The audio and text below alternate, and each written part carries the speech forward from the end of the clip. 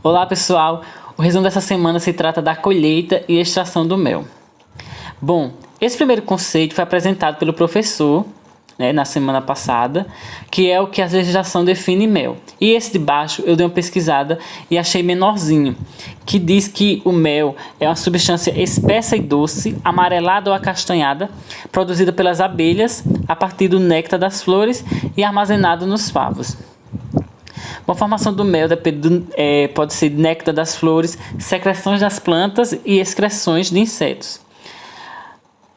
A formação do mel se dá também pelos processos químicos, bioquímicos e fisicoquímicos, como já sabemos. Puxando mais para o lado do néctar, o néctar é uma substância riquíssima em sacarose e de uma umidade muito elevada, chegando a 75% a 80%. Esse néctar é transportado dentro do papo da abelha e desde aí já começam as reações para ser transformado em mel.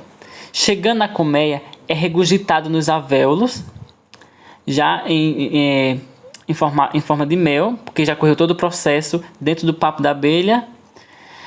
E por esse mel ter uma alta umidade, uma das primeiras atividades que as abelhas realizam é a de desidratação, que ocorre pelo processo físico, que é o simples bater das asas delas, para diminuir essa umidade. Quando as campeiras chegam na colmeia, elas regurgitam o mel nos alvéolos. Podemos observar nessas três imagens. Na primeira imagem, observamos os alvéolos vazios, sem a presença do mel.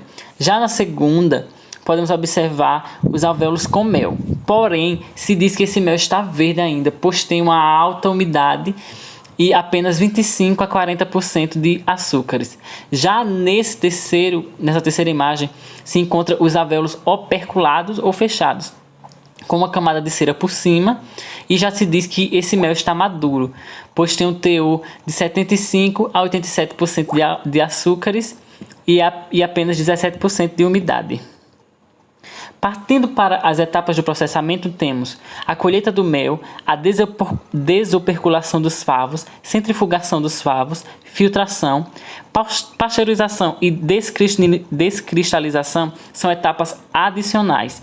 E, por último, o envasamento. Bom, para isso, tem que se ter uma preparação na colheita e alguns cuidados com a casa do mel. Na colheita se deve ter uma higiene dos equipamentos que vai ser usado para coletar os mel, evitar usar produtos com cheiro muito forte na higienização desses equipamentos e evitar dias de chuvas.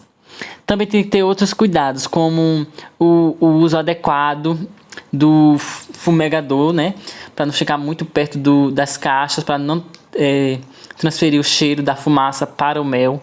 Colher apenas quando 90% dos favos estiverem operculados, evitar os quadros com presenças de cria e de pólen e remover todas as abelhas que estejam aderidas aos quadros com auxílio da vassourinha que foi apresentada para vocês na última aula. O transporte tem que ser higiênico e correto. Pode-se utilizar lona para cobrir as caixas e tampas metálicas na base do transporte para não haver contato diretamente com o piso. Já na casa do mel, onde ocorre todo o processo, necessita de alguns cuidados, como o processo tem que ser muito rápido, o mais rápido possível. A casa de equipamento tem que ser higienizada, assim como os equipamentos que foi utilizado na colheita. Todos os funcionários têm que utilizar EPIs, isso aí já todo mundo tem que saber. E a maior parte da contaminação do mel ocorre durante o processamento, por isso tem que ter todos esses cuidados. Bom, as etapas do processamento do mel vai desde a recepção das melgueiras, desoperculação dos favos, centrifugação, filtração, decantação, envase e armazenamento do mel. Na recepção das melgueiras, lembramos que nessa fase só entra para a casa do mel os quadros e não as caixas. Na desoperculação dos favos, esse processo pode ser com garfo desoperculador, faca ou até mesmo com máquinas. Já na centrifugação dos favos pode ser por centrífugas radiais ou faciais e observar sempre a velocidade nessas centrífugas. E se for preciso, usar tampas nas centrífugas. A filtração do mel ocorre em duas filtrações. A primeira é logo que o mel sai da centrífuga e a segunda ocorre no tanque de decantação. Esse material tem que ser de aço inoxidável, né, lembrando, e essa fase é feita com a função da extração,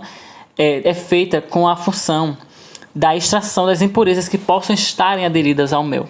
Lembrando que ao passar da primeira filtração para a segunda, as malhas das peneiras têm que diminuir. Já na decantação do mel, ocorre para a retirada das sujidades e bolhas. O mel tem alta densidade e as sujidades que possam estar aderidas a ele têm baixa densidade, ou seja, retira-se as sujidades pela superfície e não ao contrário, igual à água, né? Que a água, as sujidades descem e a água fica em cima. No mel, ao contrário, o mel fica embaixo e as sujidades em cima. Essa decantação, de acordo com a legislação, tem que ocorrer no mínimo em 7 dias. Já no invase do mel e as embalagens, tem que lembrar que as embalagens têm que estarem higienizadas, observar o tipo de embalagem, se é para armazenamento ou se é para comercialização, e evitar a formação de espumas. Na última etapa, que é do armazenamento do mel, o local tem que ser arejado, seco, limpo e sem cheiro. E a temperatura não pode ultrapassar 26 graus, pois a temperatura do mel, se ultrapassar 26 graus, pode ocorrer a cristalização. Se bem que a cristalização é um processo natural. Se o mel cristaliza, é sinal que o mel é puro. Essa cristalização não interfere em sua composição. Esse processo é influenciado pela origem floral. Por exemplo, florada de laranjeira tende a ter uma demora em sua cristalização. O frio favorece a cristalização e quanto mais baixa a umidade, mais rápida a cristalização. Por isso, pede-se que a umidade do mel esteja entre 17% e 18%. Os parâmetros de classificação são origem floral, que pode ser mono ou unifloral, que são flores da mesma espécie, exemplo girassol, e multi ou plurifloral, que pode ser diferente em origens florestais.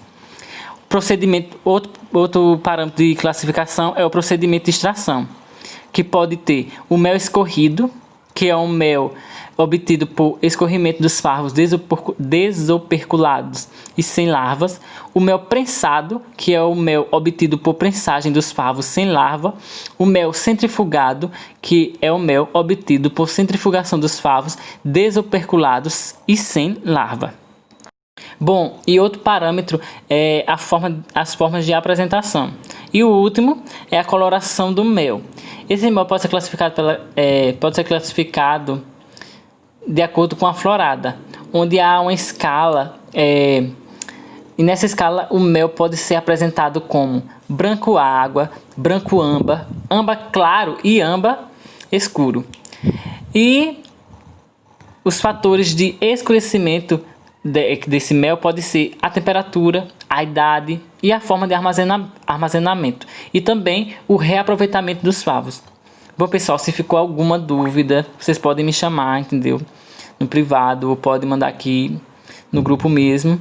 E muito obrigado pela atenção de vocês.